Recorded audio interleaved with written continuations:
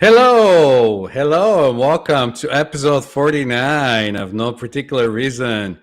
I am your host, Yanko, and here next to me, it's my wonderful co host, Kerri Lewis, who's back this episode. Yes, 100%. Welcome back, Kerri. Yeah, Nice to have I you back. am. Yo, listen, it is a beautiful day when I am functioning. Actually, I slept in today and I feel amazing. Wonderful. Yeah. Um, it's one of those days on Fridays. Like it was very unexpected, but that's how we roll, people. We just show up and we get the show going for no particular reason. Anything you would like to talk about today on our episode? You want to anything that kind of excites you and gets you going, or any particular topic you want to bring out? Love. I definitely want to talk about love because I fundamentally believe that it's something that most people fear. We talk about it so freely and yet when I work with people around love, there's a lot of resistance. There's a lot of stories around love based on condition and expectation, and not at all. I guess there's not a strong understanding that real love, the love that we exist in, is free from expectation. It's unconditional and it's not. It doesn't need to be reciprocated, and you can give it freely. Right. Because that's the default mode of operation on most people, but they just don't know their love and they operate in love. This is a really good topic though, because I kind of feel the same way as you do, because a lot of people understand it and they think it's one of those things, and a lot of the times they even use it to manipulate you and shame you into doing things by saying, well, don't you love me, or won't you do that for me, or like, okay, that's not how it works. And then there is the tough love too, where deep down what has to get done, still love the person, but Well, you it's so know interesting. So I want to give you two scenarios, right? Somebody you introduced me to, I won't put them on blast. We were just shooting a shit, and I happened to send this individual um a picture of me, Nana, and the girls in our state of play, because the whole context of conversation was around joy mm, and stuff. And so I mean, I connect with a lot of people, so I didn't think anything of it. Fast forward, I sent a random text like 2.5 weeks later around something. I don't know. And this individual was like, "Oh, I was really cautious about texting because I wasn't sure if you were implying that that person was your boyfriend or best friend." Like, what did anything have to do with texting? Like, and that's a made up story that we have, guys, is that like I'm not going to reach out because I might step on, offend, whatever. My relationship with Nana is beautiful, but it doesn't determine the connection that I create with other people. Sure, like there are certain expectations, right? I'm intimate with only Nana, but other than that, I give love freely. Like the bounds of love doesn't need to be separated just because I'm in relation to somebody. But that so often we create these stories that, oh, because of this, I can't um be vulnerable or connect deeply with this person. And that's just bull crap. And it really prevents us from sharing in true, deep, meaningful, unconditional connection. yeah, yeah. I can relate to that, because I see people make up all kinds of stories in their heads all the time, because most of the people operate from their past memories and experiences. So they constantly compare what happened in the past with the present, or anytime they're in a scenario, they'll bring up an experience that they had in the present from the past and compare it to what's going on right now, which is kind of like how pretty much anybody is, because otherwise you're not going to make sense of most of the stuff that it's going on around you. Yeah, sorry guys. In full transparency, we not Nana. See, this is Yanko and I had a guest scheduled, and at the moment she's trying to get in. So I'm just going in and looking at that. Go ahead, keep talking about love, Yanko, because I'm distracted and I can't sit here and honestly respond to what you said because I wasn't present. No, that's all right. I'm sure we're gonna do the best to bring our guest in, and it'll take a little bit, but that's usually the how life is. It's very unexpected. You just go through things, and if something happens, you get the experience, and if it doesn't happen, it doesn't happen. It wasn't meant to be, or whatever way you want to figure it out. But back to what I was saying about people coloring their reality, that's usually how it is. And I catch myself do that a lot of the times where I just sit in being present in situation or something that it's unfolding, and I can see that my mind will bring up experiences from the past to try to make sense of it or to compare it. And if you just wait long enough, then you figure out that it's not what your mind is saying. It could be like totally different thing that it's happening. Um, so yeah, in how that is colors a lot of people's reality and expectation of love and how they operate. So that's Um all I had. well, so Yeah. here's the thing. Um sorry. I guys, can we just let's talk about this for real.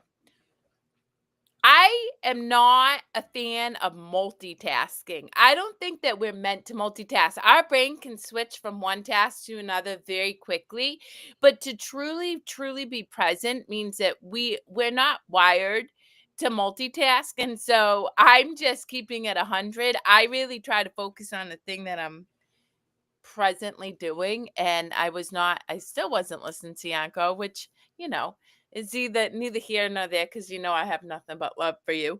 I'm just trying to Oh. just just trying to get my beautiful Barb on this show, but it may have to be another day because that's just what the universe is telling me needs to happen. I mean, whatever has to happen has to happen. That's the bottom line. But back to what we are just saying, uh, my mind was just going like, "Oh, this isn't happening!" Like, "Oh my god!" It's like, "Oh, there it is." All right. Let's see, we made it happen, and I don't have to multitask anymore and actually There you be go. present for this Let's conversation. let's bring out our guest. Yay! Hey, There you Kerri, go. I made it. I don't I know what love happened. it. That was not when I looked at the top, that was not the link. I don't know. But when I signed on, there was someone else's name and they were like, "Do you want to stream there?" And I'm like, "No." So I don't know. Well, anyway, I'm here. Yay. And you know what? Yay. Our show's called for no particular reason for that reason because Yanko and I literally go with the flow. We truly Okay. and you know what, guys? First off, I just want to introduce my dear friend, Barb Nangle, who is a boundaries coach and obviously is somebody who works with people who struggle with addiction and mental health. Boundaries are paramount to Huge. really Yes. overcoming that type of struggle. So I am in deep appreciation and gratitude for her work. But moreover, when we talk about going with the flow, I've blown off Barb twice now, and I love her because the last time I was supposed to interview her, I was so zenned out in meditation. I'm like, I'm too peaceful. Like, there's no way I'm going to be present for this woman in a meaningful way. And she's like, yeah, and I'm like, oh, she my people. So thank you for being. Oh, you're welcome. Shit happens. Yeah, yeah. Mhm. It's so true.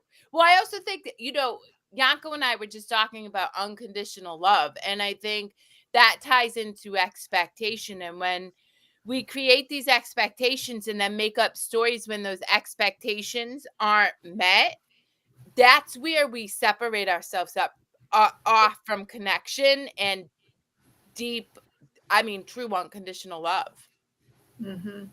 Yeah, it's funny that you mentioned expectations, because overcoming unrealistic expectations has been a gigantic part of my recovery. I'm in 12-step recovery, which is where I learned boundaries. And it's one of the things I have to focus on a lot with my clients, because they have these expectations of themselves, other people, and the world that are just not based in any kind of reality. Even though they have volumes of evidence, that's never going to happen, which was me too. For example, I worked for the same boss for 19 years. I loved her dearly, but I also had a 19-year codependent relationship with her. And she was one of the most unreliable humans I've ever met. And she was since the day I met her. And the story I kept telling myself is she should be, she should show up on time. She should do what she says she's going to do. She should not blow people off. She should stick to the agenda in a meeting. And she's never done it. And I got mad at her for not being different than she was since the day I met her. Isn't it so funny? And for 19 years, this is the crap we do to ourselves. Guys, the day my older sister died and my children's father wasn't able to emotionally support me, and even further than that, went to work, I was livid, but he had given me evidence for 14 years that he was going to do that. And so I really had to look at myself and be like, dude, this is completely on you and has nothing to do with him, because he has shown you for 14 years that he cannot emotionally support you. Right. Yeah. One of the things that's just come to me in the last year is that there's a difference between reasonable and unrealistic expectations. So I worked at Yale University. In a professional setting, it is reasonable to expect a professional adult to show up on time, do what they say they're going to do, and follow through. However, for this particular woman, it was an unrealistic expectation, because I had volumes of evidence that she wasn't going to do it. It's reasonable for a woman whose sister dies to expect her life partner to be emotionally supportive of her. But in your particular case with that man, it's unrealistic, because he'd given you volumes of evidence that's not who he is. Yep. Yeah, and we look for what it is we want from the person, not what they're actually offering. Right. Yes. Right. And so the beauty is we get to give that to ourselves, either actually give it to ourselves or seek it from someone who is actually capable of giving it to us. Yeah. Which is why I think it's really clear to get clear on what your needs are prior to entering into any type of relationship, whether it's within the structure of a career, whether it's in the structure of parenting, right? Whether it's in the structure of relationship. We so often jump into situations with no idea about what it is we need for ourselves, and then as a result we feel like we're let down, disappointed, we feel victimized. Yeah, we're like grasping life. When really we never got clear in the first place, because once we get clear, guess what? The universe provides. I got very clear about who it is I want in my personal space. And guess what? The people that didn't meet those needs kind of shed away.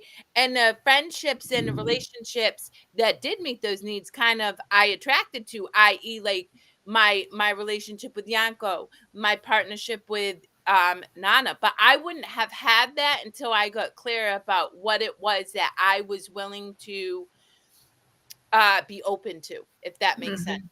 Yeah, absolutely. I would call that boundaries, getting clear on what your boundaries are, like what's okay and not okay.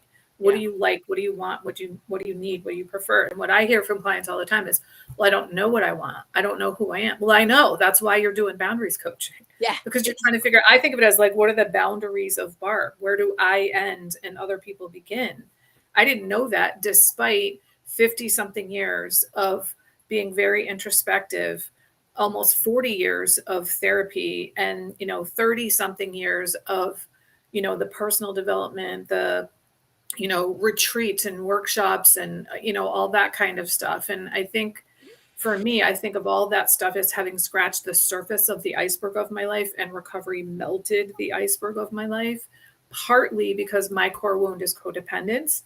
and I learned how to build boundaries, but also because one of my programs is a trauma recovery program where you reparent yourself and you use the 12 steps to recover. I didn't know I had trauma. I didn't know I had intergenerational family dysfunction. I didn't know I didn't know any of that. And I was also super introspective. So like what's happening for people that aren't even trying, you know? Yeah. Well, Well, usually so I what do you think got, Yanko? I think that's part of like your normal, that you think it's normal, whatever your normal is. Mhm. How you growing up, you think this is the normal, and then everything else outside that normal, it's not normal. Then you Mhm. don't figure out what's normal and what it's not normal until you kind of go on with life, and you Mhm. start to go and say, well, wait a minute, if like 40 or 50 people say that's not normal and you think this is normal, there's something wrong here in that bigger picture. So I think a lot of the time people don't know because that's their normal, and when they get out of their normal, Mhm. that causes them stress. Mhm. Because like, say if screaming in your household it's normal, then when you go at the workplace or whatever, it feels like it's not normal. It's weird because nobody's screaming around. That's not your Right. normal state of operation. So Well, Yeah. yeah. but Yeah, interestingly, screaming was in my household for sure. Absolutely. Yeah. well, but here's the interesting thing, right? So the three of us study the brain extensively. So if that's what we know, guess what? That's what we attract. And so we would Mhm. attract environments in our workplace where it was more likely that there would be screaming or at least passive aggressiveness or like dysfunction in it, because that's what we know Mhm. and we attract that.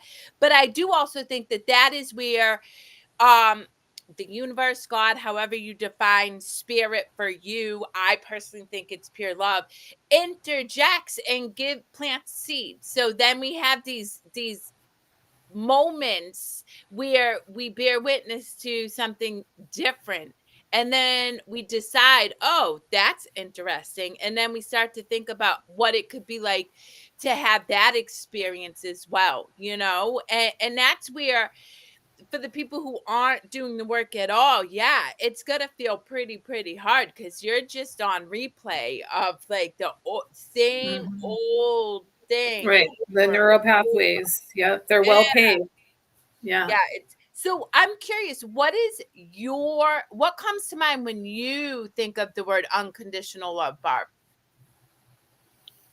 I think that so I happen to use the word God to describe my higher power, and I feel like that's really the only true place that we can get it. I'm not a parent, so I can't talk about being unconditionally loving children.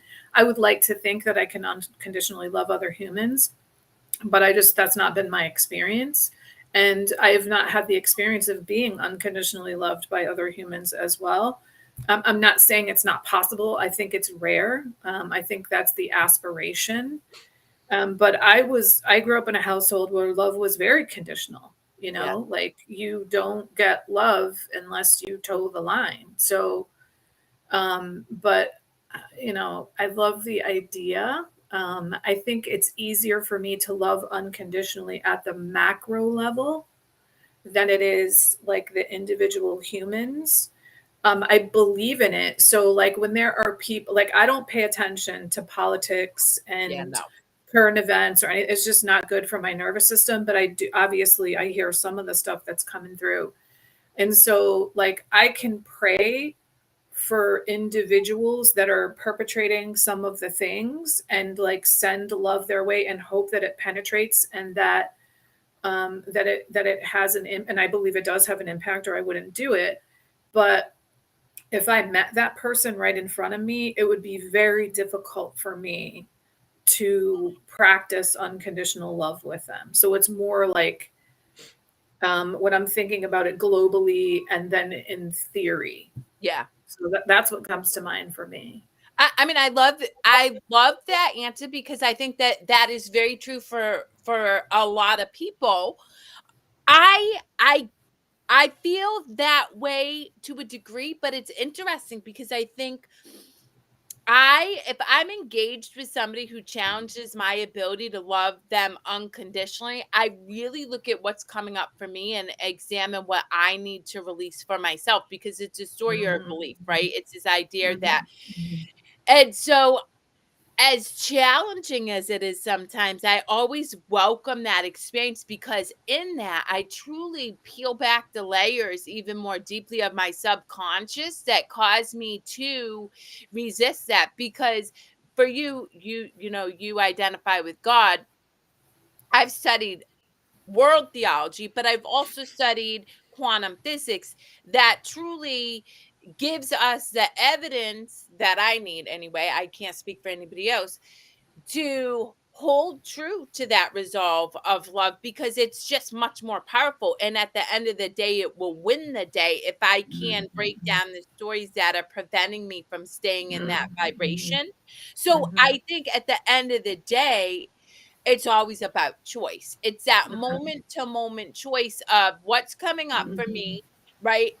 Examining it and then deciding, am I going to actively sit in like resistance to, or am I going to let go? And that's where I love Dr. David R. Hawkins' work, uh letting go, a pathway to surrender, because it's just real time, moment to moment to moment to moment to moment, and then it's just choices we make. And I'd be curious what your thought on that is, Yanko, because you've experienced things a little differently than both Barb and I. Yeah, to me, it's a bit different. I was gonna say it's totally different experience. To me, I find that everything else, it's reflecting back at me like mirror outside. So a lot of the situations when something presents itself in a situation, then I'll go back because I won't necessarily have a memory that'll pop up associated with that. I try to relate because a lot of people, I was talking about that at the beginning, when they operate, they bring up their, experiences. And when they bring up their experiences, that colors their now because they're going in the past, bringing something that's similar to what's unfolding and then comparing it and saying, is this like that or is this gonna happen, like, because that happened to me before, so maybe this was gonna happen now. So it doesn't it doesn't really work that way with me. Sometimes I get those, but a lot of the times I don't. A lot of the times I'm in just what's happening and what's unfolding, and then I can see how that's reflecting. And when that presents itself, then I can go and compare it and say, well, why is this happening? Why am I getting out of this experience now? Like, why is this experience unfolding in this very moment? And then I can have an aha moment and say, oh, I see. Like, this isn't happening because somebody hates me or somebody wants to do something or to impact me negatively or positively. It's just an experience that it's happening, and it doesn't even have to be about me. It could be them projecting whatever in that moment. I might be becoming the mirror for them, if that makes any sense. Yeah. That's how I'm experiencing it. So it's a bit different than a lot of the people, but my experience has always changed because like we constantly change. So I can't be expecting to have the same experience twice or three times, or even go back in childhood memory and say, oh, I remember the taste of my grandma's cookies or whatever, and I want to have this again. And you never can have the same experience. So and that also kind of puts me in the zone because every experience that I have, I realize that it's a once in a lifetime opportunity experience that I might not have that experience again.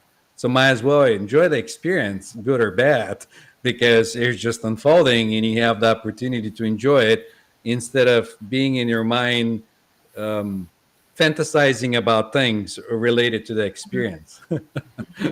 Have you always been like that, Yanko, or did you change to being that way? Because that seems like ideal but unusual in terms of being able to just be in the moment and not carry the past with you and expectations. No, I haven't been like that. I had a near death experience 6 years ago or so. Okay.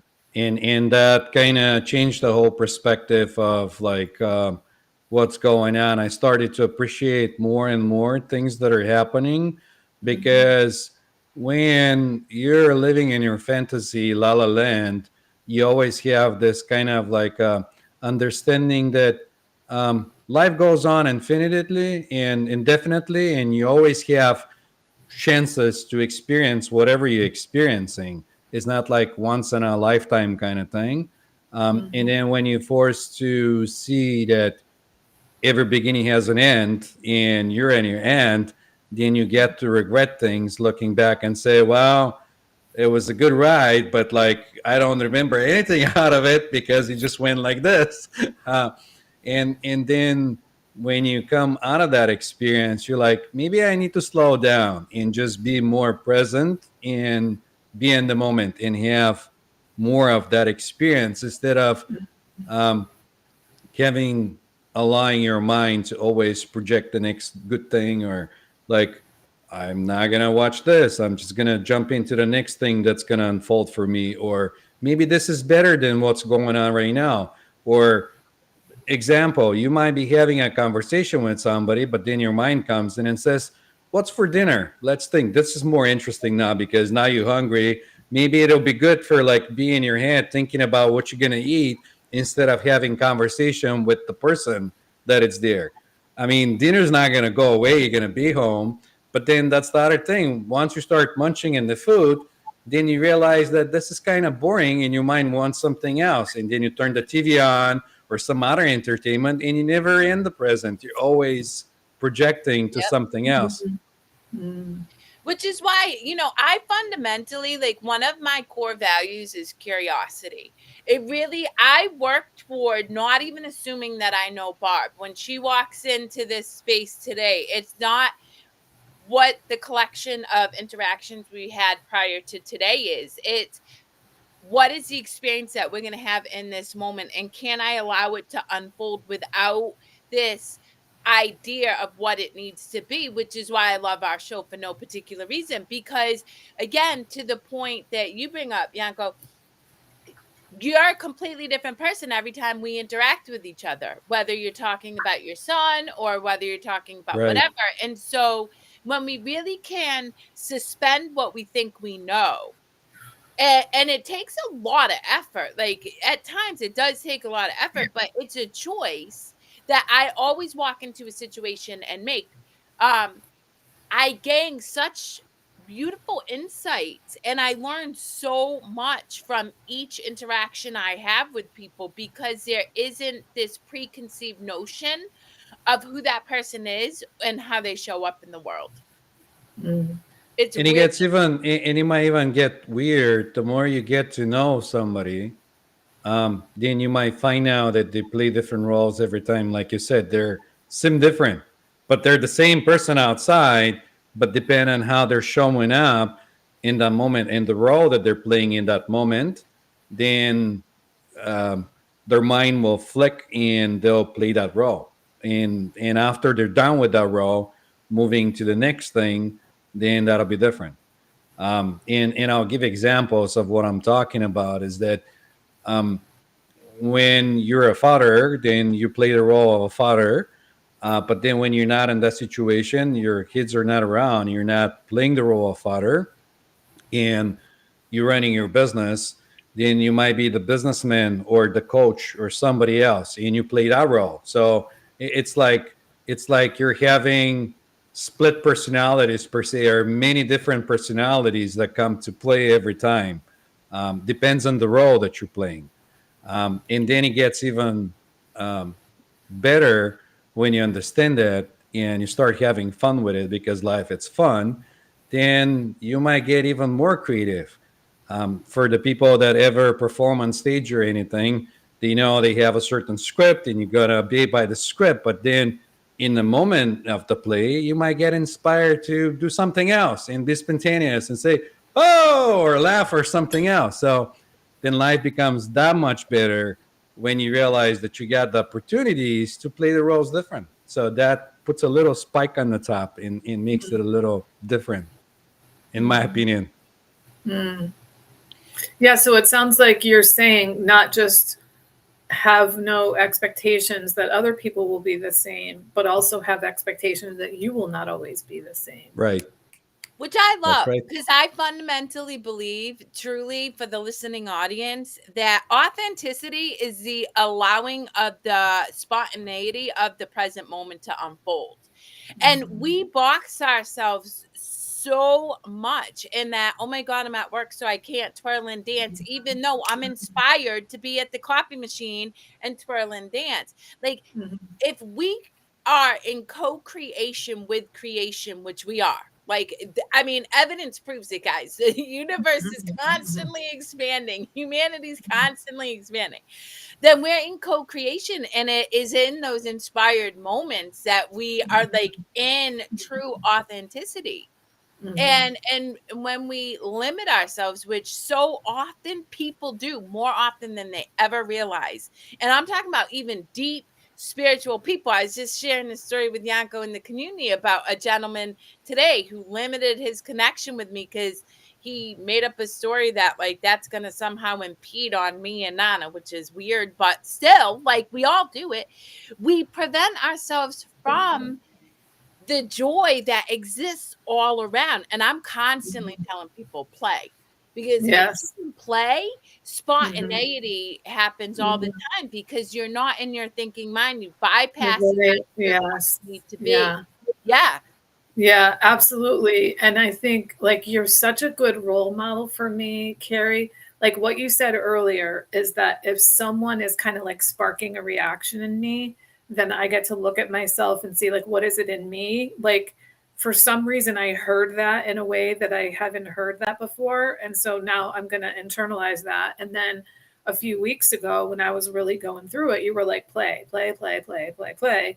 And I feel the need to tell you an accomplishment I made last night. So I don't even know what it's called, but it's like a Japanese wooden thing with a ball and a string on it, and you try to get it into the cup. And I've had it for weeks, and that was what I wanted to do. And then I decided I wanted to juggle instead. So I've been working on juggling, and that wooden thing is sitting on my table. And I just, for the heck of it, picked it up for the first time in months with my left hand, and I'm right-handed. And I've had a problem with my right shoulder. And I had been thinking, oh, I should try this with my right hand. And I literally went like this, and it landed in the cup for the first time. And my sweetheart was there. I was like, take a picture of this. And then, like 90 seconds later, I did it again.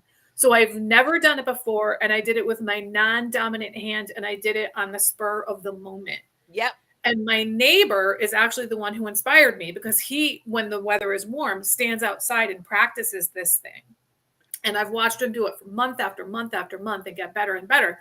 So I sent those pictures to his girlfriend and said, please share these with Joe. This is my left hand, and I've never done this before. So like I got the joy. My sweetheart got the joy. I'm sharing joy with you right now. I shared it with my neighbors. I also put a picture online. And then my friend that's teaching me how to juggle. So like I played and I spread joy to all these different people. Yeah. And because you bypassed your thinking mind, like, here's the thing, you didn't sit there for 2 hours. I should use my left hand to do this thing. Right. I You literally were, just picked it up and went boom, yeah, boom.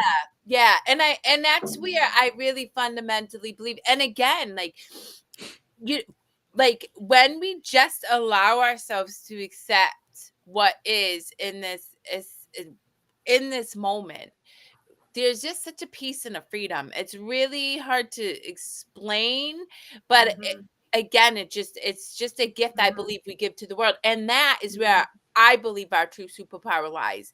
Because when you're in that space of love, you're emitting that love into the world, which predominantly exists in fear. And that love is far more powerful. Like it's just a powerful place to energetically be. So Yeah. A huge part of my learning how to build boundaries was shedding all these masks and facades that I had. I put a lot of energy into managing my image, but it was all subconscious. I didn't know that I was doing it.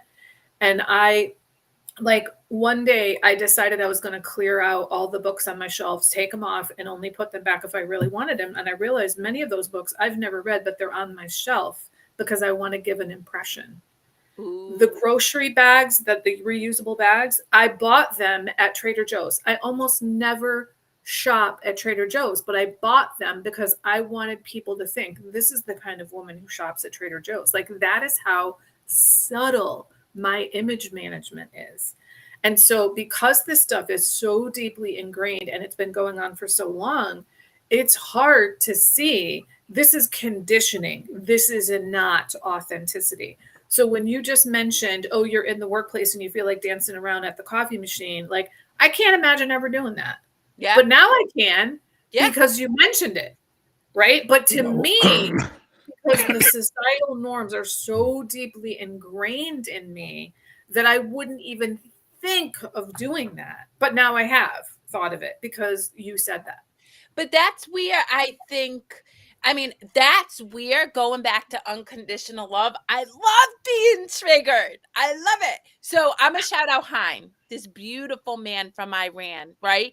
And he is just like such a gift to me because he triggered the ever-loving crap out of me for 3 weeks in my networking group. I mean, I'm like irritated by the pure presence of him. And I've shared this with him. But I realized all it was he was bringing up for me the story of me being a really little girl with a dominating father who had this very masculine energy and who is very, this is the way it is. So, but I kept leaning into the discomfort instead of shirking away and like judging Haim. I knew, I'm like, ooh, there's something up in there. And I was able to release it. And as soon as I did, I'm like, Haim, you're the man. You show up anytime you want. And it was a me problem, not a him problem. And that's how I love unconditionally is I don't shirk away from my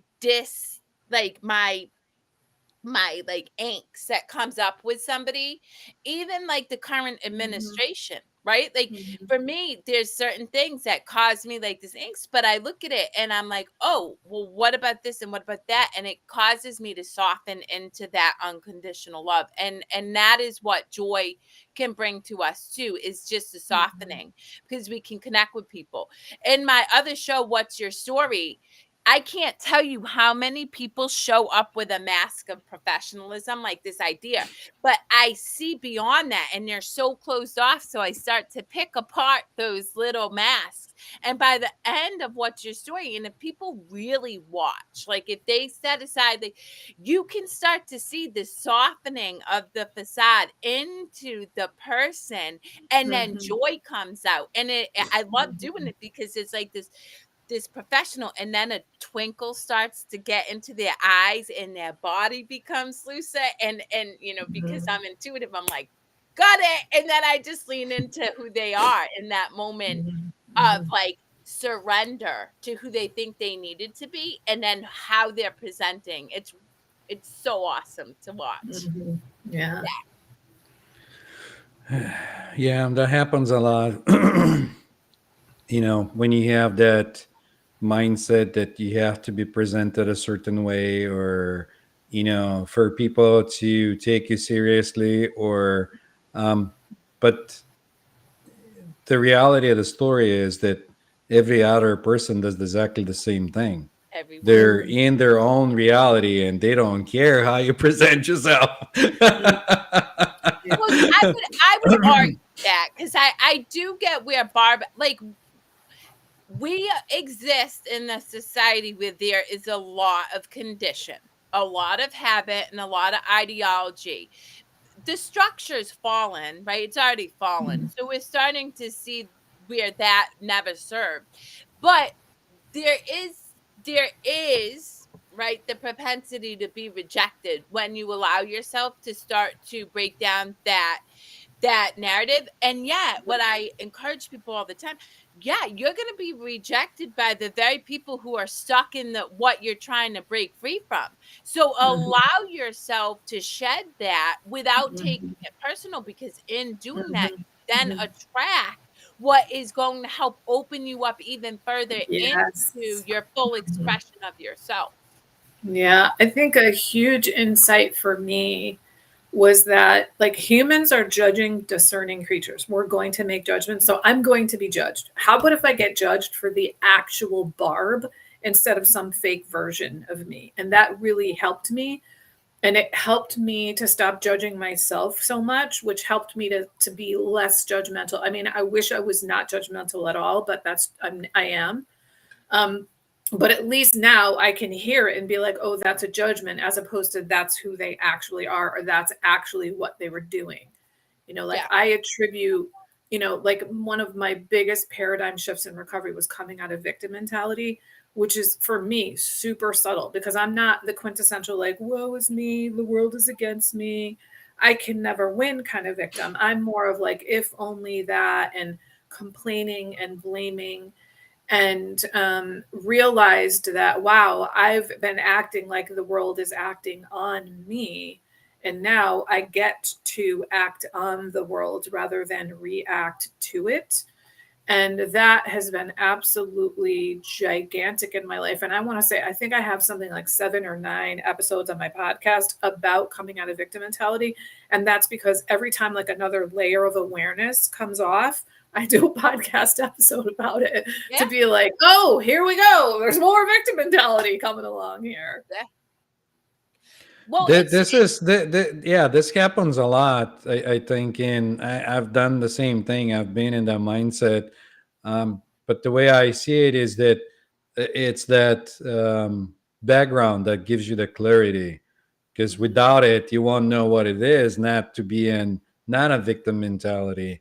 So when you have that experience, you go through the experience, you get it. And then when you shift the mindset and you get on the other side and you have the other experience, then it's like you said, very subtle. You go like, oh, I know, because you had that background that's really strong, and now you know what the difference is. Yeah. So yeah. I won't say that it's a bad thing.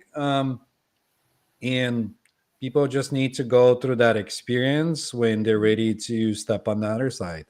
Mm-hmm. Yeah. Well, I think, like a mundane area of life where this played out for me was in traffic. I had this huge epiphany very early in recovery where I was in a traffic jam and I was on my way to work. And for the third time, I pumped really hard on the brakes. And this thought came into my head: I need to leave more space between cars. And I was like, oh my God, I need to leave more space between cars. I'm like, oh my God, it's me. My program is working. It's me. I'm the problem. Me not leaving space between cars is the problem. Whereas I had previously thought subconsciously the fact that there's traffic is the problem.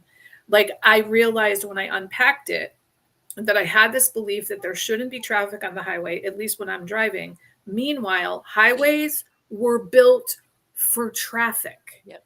And so the next time I got in the car, I was a completely different driver. I drove the speed limit. I stayed in the right-hand lane. If someone pulled out in front of me, I slowed down or I speeded up or whatever I needed to do. Instead of handing my serenity over to them and like getting all upset about them, I just responded to what was happening in the moment and didn't give it this grander meaning, and realized it's not like I've never pulled out in front of anybody before. Like they're an innocent person driving who just made a mistake. It's not like they're victimizing me with their driving, and it changed everything. And that's just driving. So like, let's multiply that times how many other areas of my life? Yeah. Well, that's but I love that experience you share, because a lot of people can relate to that experience. And like you said, it affects in a lot of different areas in life too, not only traffic, but it could be like lanes. I personally have experience of waiting on the lane for the groceries, and everybody's trying to like skip ahead or act like, oh, I have like a one item, maybe I should go in the front, whatever. Yeah. Yeah. So it also happens in relationships. Like another insight that I had was that that I realized that in looking back at all of my relationships, I had this belief, which was subconscious, but it was operating on me, was that I'm responsible for all the good things in my relationships, and whoever I was dating was responsible for all the bad things. And when that came to light, I'm like, that's just patently ridiculous. But that's how I was operating. Yeah. And when I coach people, it's like that when I say that, they're like, oh shit, that's me too. Like think about it. What are the chances that one person is always responsible for all the good things and the other one is always responsible for the bad things? The chances are zero of that actually happening. So we've got to stop operating on that. And this is where, like in 12-step recovery, learning what's my part in things. When I actively seek what could I do differently? It's not about beating myself up. It's info, not ammo. It's information for me to learn, integrate, and grow from. It's not ammunition to beat myself up. It's actually empowering when I learn what my part is, because if I'm the problem, then I get to be the solution, which is so empowering. But if you think you're the victim and that they're the problem, you're never going to do anything except for complain. Yep. For Do you everything. see? Do you see a lot of people overgeneralizing too? Because I see that a lot too, where they say it's always happens this way. You're always the problem. It's like like in everything, not like really always. Think Right. about this Yeah. twice. Yeah. Does it really Yeah. When we're always using happen? that language, yeah, always and Yeah, never, like that, those are red yeah, flags for sure. Yeah. yeah.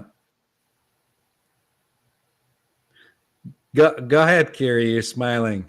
I just laughing because it's just so funny how like, here's the thing for anybody out there who's like, oh my God, it's just moment by moment. It feels like it's a lot of work. And I mean, if you look back, but it's just asking yourself, how do I feel right now? Because here's ultimately what Yanko said is true. I truly believe this human experience, for whatever it's worth to you, is meant to be enjoyable, where it's meant to be an That's right. opportunity to just play and experiment. And I always tell people we are our own greatest scientists. We get to experience, does this work for us? Does that work for us? And I encourage you, if you are in a situation that does not feel good, right? Ask yourself, well, what could feel good? What would feel better? And then allow yourself to have those experiences. The minute you ask Mhm. yourself, the universe will provide you with Mhm. evidence to give Mhm. you a new experience. Mhm. The problem Mhm. is most people don't ask themselves the question, and Mhm. so they don't open themselves up to receive. And that is where, Mhm. in certain theologies, they say, ask and you shall receive. You will always receive, but most people don't want the answer. And so they Right. don't ask the question. Right. And I think what most people want is for their circumstances to change. They think if the circumstances change, then I will be okay. And that means that you're relying on that which is outside yourself Yep. for your state of being. And you don't have to do that. And that has been taking me years to internalize. And I still have to remind myself all the time that Yeah, it's a delusion that the outside world can create peace for me internally. absolutely. Well, that's why, I was talking to a beautiful person who does a lot of activism work, tons of activism work. And right now, this person was sharing a story about how they engaged with the community because people are being bullied and stuff. And I said, look, I fundamentally believe that we can take action. But if your narrative internally is that somebody's being bullied, you're taking action out of fear, not in love. And that I look at some of the greatest movements, and Gandhi, right? Freeing India from British Mhm, rule is the mhm, best example that I have. Gandhi never got his people to buy into the belief that they were being victimized. He showed up in love because love mhm. is that movable force that can change things without violence, without divide, without um more human suffering. But we can't get to that place if we're looking at any external circumstance, any, whether it's current political climate, whether it's religious ideology, whether it's um based on whether I'm a female in the workplace, and think that we're going to experience anything different if we perceive it from a place of fear, from a place of being victimized, from a place of being bullied by life. And I shared that. And when we can stay in that place of love, right? And I always ask myself, guys, am I coming from a place of love, like real self-love, because that feels very peaceful, that feels very spontaneous and very not thought out? Or am I coming from a place of fear, which is just me? I have a preconceived notion about what's going on, and I made a determination that it's not good, that it's against what I need. And if it's in that, I sit in this little chair until I come back to love, and then I'll be inspired to take an action that I know will be in a higher vibration and in a better frequency for all involved, not just me. Love Won't it. won't you say that the fear comes up from lack of control? Because that's going back to what people are trying to do. When they feel like they don't have the control of the situation, then they start to experience the fear because they feel hopeless, or like there's no anything or chance of controlling the whole thing. But then the reality of things is that it's like trying to swim against the current, because you have no control of what's going on outside. And if you realize that you're doing it out of fear of control, then you can let go of the control, and then the fear melts away. Mm. Well, it's so interesting. The greatest human conundrum is fear of change, and yet we it is besides, I mean, it is the one constant. It Right. cracks me up. I'm like, Right. Yeah. change is ever present, ever present, Right. and yet we get Yeah. stuck in this belief that we have the Mhm. ability to prevent change from happening, you know. And Right. Yeah. I'm going to give you a real example. I have two daughters, 15 and 16. My daughter's going to be 17 in March. The stories that I hear from parents right now, oh my God, I can't believe it. My kid's going off to college. Oh my God, I can't believe it. My kid's driving. Like, where is the resistance to the what was inevitable? Like, and this is where I was thinking about this yesterday going to bed. My daughter is steeped in work. She's in AP and stuff. I could be like, wow, I never spend time with her. Or I could get up, go in her bedroom, and be in the presence with her and sit with her while she's doing her AP work, right? And that's connection. I don't worry about change. I worry about being present with whatever I'm doing in this Mhm. moment, because Mhm. that's all I can control. It's Mhm. all I can control. I'm not worried about Julie turning 17, 18, 19, going to college. I'm worried about how am I experiencing this beautiful soul that I get the gift of knowing in this present Mhm. moment, and how can I just exist in that? And that's Yeah. where our true power and peace lies, is not Yeah. making up stories about what the future holds, but really allowing ourselves to have the conversation, have our listening ears, share in this energy exchange that's unfolding in this Mhm. present moment. Yeah. I tend to coach a lot of people at times of transition. So they're about to get a divorce, or they just got a divorce, they're about to retire, they're becoming empty nesters, they're changing their careers. And the fear is always, I don't know what's going to happen. And I'm like, I'm going to give you a newsflash. You literally never know what's going to happen. You just think That's that you right. know what's going to happen. And I have a block that says, "This too shall pass," that's on my altar. And what I know about that is people tend to bring up that saying when things are going poorly or when they're feeling difficult, but they don't think that about the good things. They think things are going to be good. I'm going to get to a state where everything is going to be good and it's going to stay there. No, it's not. Shit is going to happen. Like, good things will happen and bad things will happen. Sometimes a whole bunch of good things will happen in a row, and sometimes a whole bunch of bad things will happen in a row. But rest assured, good and bad things will happen, and they will continue to happen. Well, I think that's where self-love and the ability to nurture oneself comes into play. Like, and this is where we give away our power. We expect other people to nurture us. And I'm like, hell no. If something challenging is unfolding, then I want to be able to really nurture, care, and support myself through that discomfort. And when something really, really good is unfolding, I want to be able to experience that by myself in pure bliss without feeling like it's not of value because I'm not sharing it with somebody else. And that is the true power of unconditional self-love, is being able to nurture and hold space for yourself in any given moment without the expectation that somebody else do it for you. Yeah, absolutely. I do have to go in a couple minutes because I have a client. No, it was a gift that you showed up. We are so grateful. Are there any Thank you. imparting words that you want to share with the community before you leave? Yeah, I mean, I think it's really to keep the focus on yourself internally and because that's what you can control. I mean, my experience, especially with my clients, is they're so focused on the outer world. What is he doing? What is she doing? What are they doing? What does he need? What does the situation need? And it doesn't mean that we neglect those things, but we need to start in here. Like, what do you want, need, like, prefer? What's okay and not okay? And then act on that.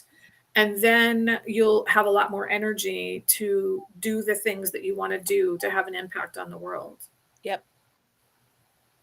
Agreed. I love it. Yeah. I was just gonna say that's wonderful. Go back to yourself and figure it out what you really want. And once your cup is full, then you can overflow and share with others. That's exactly the metaphor that I use. Like, you want to pour from the overflow, not from an empty cup. And the only way to have overflow is if you fill your cup first. That's right. Yeah. I love it. Yeah. Well, that's a great note on which I will leave. Thank you both so much. This was an amazing conversation. You're welcome. Thank you, Barb.